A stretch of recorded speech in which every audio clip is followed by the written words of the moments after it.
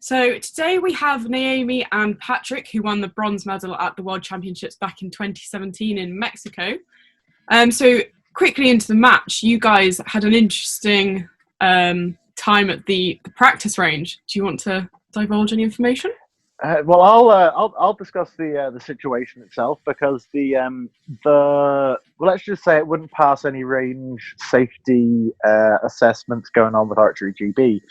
So we had, I think there were about 4 targets across.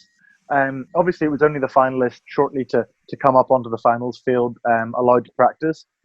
So it was a fairly small range, but this was slap bang in the center of Mexico City, and there were railings down the side of the range which were absolutely rammed with people. We were outside, I think it might have been like the town hall. It was a very, very big square in the centre of Mexico City, and one of the main streets coming into the square had our range on it. So there were people lining the entire thing, and when I say lining the entire thing, down at the target end, if they'd leant in far enough, they probably could have touched an arrow, and therefore, been shot by an arrow too. Yeah, it was and people were leaning in. They were all over it. They were loving seeing this archery. It looked amazing, and we're kind of there going, it's not really very safe. But hey ho, it's what it is. And how did that make you feel, Naomi, having to shoot in that environment? I think it was that, and it was just a concrete floor, and it was really oppressive, and there was hardly any space behind our shooting line either. And that just, when you have the flight or fight instinct, I had the freeze instinct. So I just froze, and I was able to shoot a couple of practice arrows, but not enough. Just enough to know that my sight was in the right place, and that was it. So all of my energy I spent into thinking, this is okay. Once I get onto the stage, I'll be fine. And I truly believe that, but in that moment in time, that was all I was able to do. Well, so the long and the short of it is we still won the match, not to give you too much of a spoiler, so it all worked. So how were you feeling at that time, Patrick? Because I was unable to communicate with you. I'll be honest, I was a bit stressed about the situation. Obviously, I've shot with you an awful lot, and I know you're a fantastic archer. But when you're practicing for a match in a totally different scenario, and obviously it's still 70 meters, I kind of expected to be seeing a little bit more archery going on alongside me. My shooting wasn't going too badly. I was kind of shooting probably a lot. I run my mental routine the entire way through my shot, so I was running this mental routine, and there was probably like an internal dialogue running along with it of like, what's going on here? Should I talk to her? Should I try and see how things are? Or just leave her to Naomi and let them? And I'm sure she's a big girl. I'm sure she can manage it fine. But I kept shooting. I think I probably did check with John. He said, yeah, it's all fine. It'll all work out fine. No problem at all. And then we went on to the finals field, and he performed great. So this is us about to start the bronze medal match at the Mexico City World Championships in 2017. This is a mixed team event, so myself and Naomi shooting 1 arrow each, twice round, and alternate shooting with the other team. I would say this is probably a pretty important match for us, wasn't it, Naomi? It was. After winning this, we ended up getting some funding from UK Sport, which made a massive difference to us in the way that we could train. Yeah, big time. We'd lost our funding after Rio, so going from running the 2017 season with like absolutely minimal funding, most things being self-funded, getting that first bursary back from UK Sport is fantastic, because going from nothing to a small amount of money means you can do stuff. That amount of money, if you were talking, up in the £20 million, as some of the UK Sport programs get, that bit more money wouldn't make much difference. But after this, going from where we were, it's a big advantage. And this was right at the end of the week. We qualified for this match. We'd had the individuals and the team rounds and things like that. We'd had some very good bits of performances, but not quite got where we wanted to be. But then, thankfully, Friday morning came along in the mixed team. I believe we had Chinese Taipei up first. Yeah, in the first match, and we shot really well to beat them. A Yeah, couple I of think they were ranked 39s and second. 38s. Oh, Yes, they were. it's Yeah, always nice when you're dropping in those near to the maximum. yeah. I wasn't top female in our ranking round, and Richard put me forward to do the mixed team, and that gave me just a little bit of pressure to like, right, I've really got to shoot well. I've got to really focus to kind of make that okay. Well, we know what you did do then. So we came up against Chinese Taipei, demolished them quite nicely, and then we had another difficult match. We had the Mexico team against us. So that had a very noisy, boisterous home crowd directly behind us. Yeah, they had a lot of distractions, didn't they? Yeah, there was a lot of clapping, a lot of cheering. You can see, that's kind of what Mexicans are like, and it definitely was fairly loud. I'm sure if the Japanese supporters were behind us, I'm sure everything would have been much more dignified. Takahuru nearly finding the center with his first shot, but that 6-15 is not quite the opening set you'd like. But the set system and the first 2 hours means all is still to play for. Naomi opening up well with 8 just high. Same height, interestingly, as the other 2 archers. Yeah, I think everyone tended to start a little bit high. And I gave my sight a few clicks between the practice range and here, just to be on the side of caution. I got my height right, though. That's John Knott in behind us. First match in the afternoon. Not netting any teams, any big scores just yet. Can't see it right now, but they're all making some adjustments to their sights. Oh. 7 on the other side. Maybe a little bit too much of a... So I think at this point, we're looking at where their arrows go and feeling the wind to try and get some kind of idea of what the wind is actually doing down the field, as well as looking at our own arrows. Absolutely, and then when you have to try and make an assessment, was that the wind that maybe caused that drift? Was that an error inside the shot that caused that? Because we're in a very enclosed situation here. That big purple screen you can see behind us, the entire way around, looking down towards the target, was really very, very nice 10 mounts. Really very purple, very pink, very, very bright.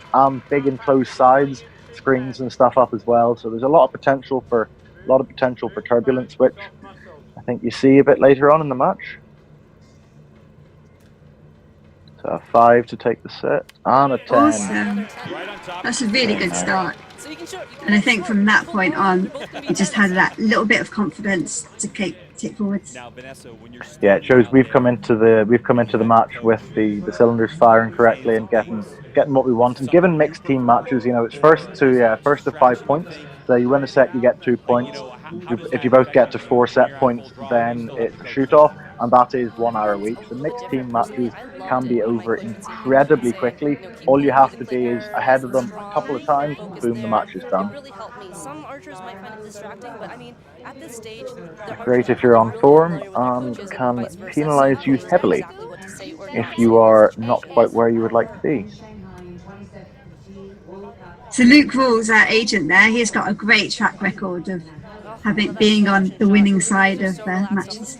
You can see the white on her face because of that pressure the string was just adding on her. There you can see the slow motion of my shot where my front arm really punches towards the target.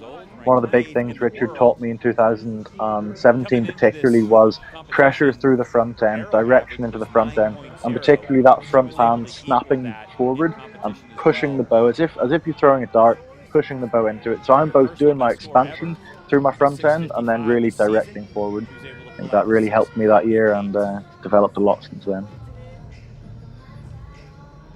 And Naomi's shot just looks smooth and flowing, very nice. But I will say, I do always enjoy watching Japanese archers.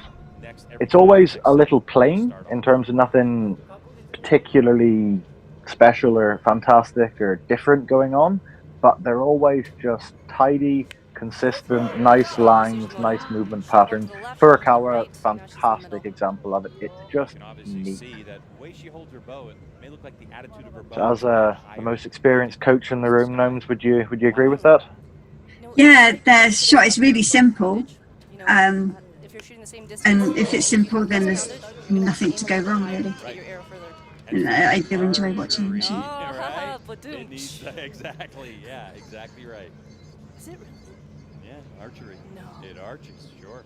Arches the arrow. Oh, a little bit of a shake. So you can see me in behind Gnomes looking nice and relaxed. It's always nice to stand behind her because that angled slightly behind and slightly to the left.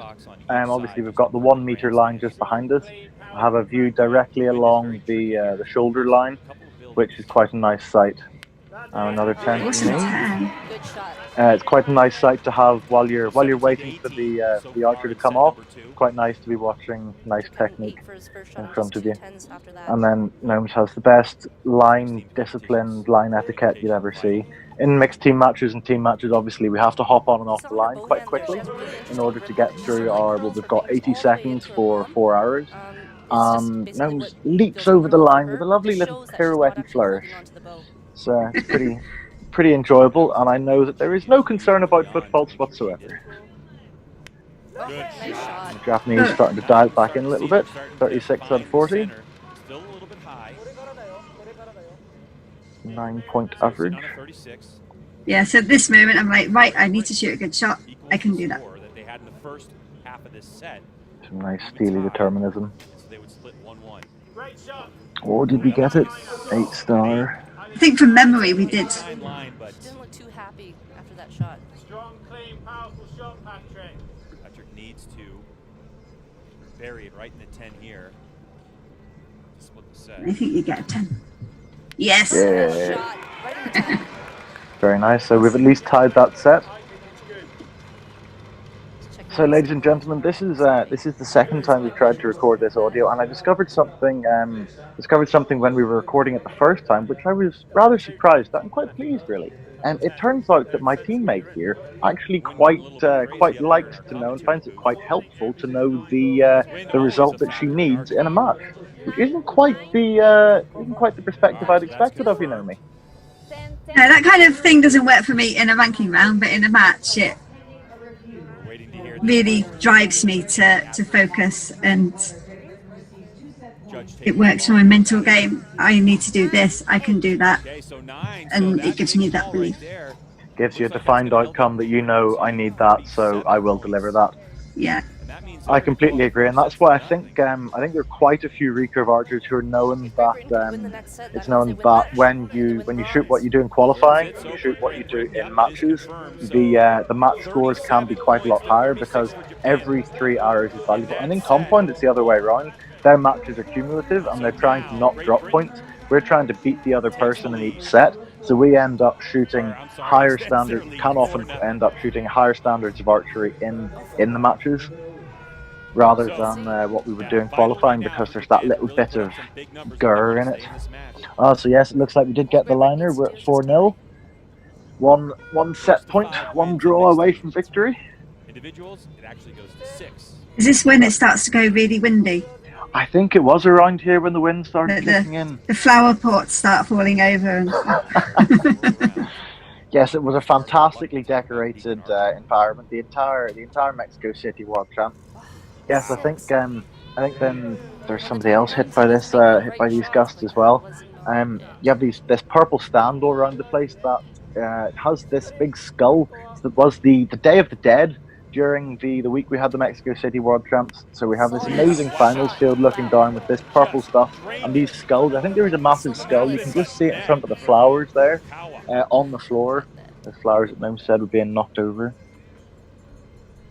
And it was strange. You could feel really strong wind from the right. No, from the left. So it feels like you're being blown to the right. And yeah, it wasn't exactly the same as the Japanese. It wasn't affecting the arrows, and it was just like messing with your mind. How could it not be moving the arrows? This really strong wind. We don't know if it actually affected the shielded part. So you've got to go against all your instinct to aim off. Yeah, and I was being bobbled around by the wind there. You could see I wasn't quite stable. I also wasn't quite 100% sure where to aim, because obviously you've got a little bit of variety of impact. As weird as that is to say, that end. Recurve archery, wind affects you so much more than a compound. I think she'll take the 8 at this point. Going from 6 to 8, it's a bit of an improvement. You can see the overcompensation though. Quite often in these portions during a match where the other teams are shooting, I'll quite often make random chit chat, small talk, because I prefer to not be standing there with all my attention given to the other athletes. Quite often you'll see people lined up staring at the other team. It's very, very easy to fall into that habit. Personally, I prefer to be babbling some vacuous nonsense. I totally agree. The only time that I would look at the other team is if I want to know where their arrows are going, just to get information, rather than watch them shoot. So in this arrow, I'm going for the bonus 12 ring, which is at 2 o'clock in the 4, to take the set. Oh wait, sorry, that's 3D archery, isn't it? I didn't quite get that bonus 12, though. Okay, it's getting interesting. Quite interesting watching some of the live streams from the American 3D tournament. I watched a really interesting USA v Canada one, and I had junior teams and all this shooting it, and they were shooting team rounds at the 3Ds. And because you can shoot for the 8s and the 10s and the 12s, or if you it's the bonus 14 ring. If you want to try and get more points, you can go for this bonus ring, the 14, which is out in the 8, which makes for quite an interesting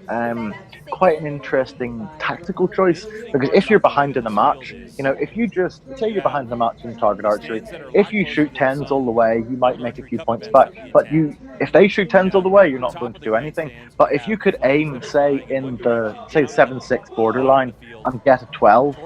Now, say there was another 10 ring out there, it might be, if you're behind in a match, if they've got 10-9-9 and you've got 10-8, you could aim for that bonus 12 ring and beat them. It could add some variety into it. It was very interesting watching these teams tactically when some of them were behind. Say, you know what, we're going to go for those bonuses. That would make it a lot more interesting, I suppose. So you can see those feather flags just up at the back of the stadium flapping away, and the flag on the building, giving you a bit of an indicator of the wind we're looking at. There you can see the colours as well. It was very, very bright purple. It really is. Toss it up in the air, because sometimes you can get just good wind. Get lucky with the wind. The key to shooting the wind is actually just keeping your shots as So at these points I have to be striking a nice balance between nice relaxed conversation with gnomes and keeping some buoyancy, because I'm personally quite an extrovert, so if I get locked in my head and keep really quiet, I can more likely to overthink. Effectively, I'm more comfortable by doing a bit of chit chat, whereas gnomes is more towards the introverted end of the spectrum. So if I'm sat there babbling all the time, then that can sometimes detract from her. So I have to strike a nice balance, which is something we've worked on quite a lot in the years of our team rounds together. Yeah, we work quite nicely like that. And if you want to keep talking, I'm able to just block it out. Yeah. I do chat a good bit of nonsense during special situations. At the European Games, in one of the matches there, you started talking about bees, and I'm like, what on earth? Decided to really go to the right.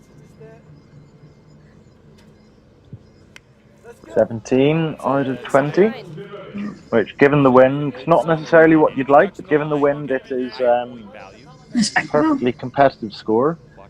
Mixed team matches can be very, very high scoring in flat cam conditions, because obviously you've got the best archers from each team.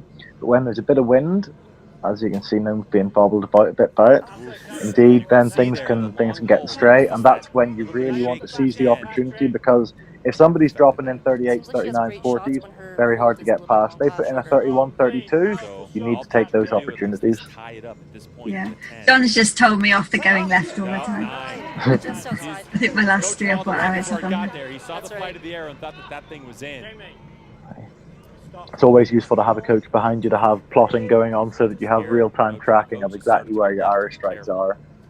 If you're a couple of rings over, even one ring over from where your truly centered group is on the target, those are valuable points.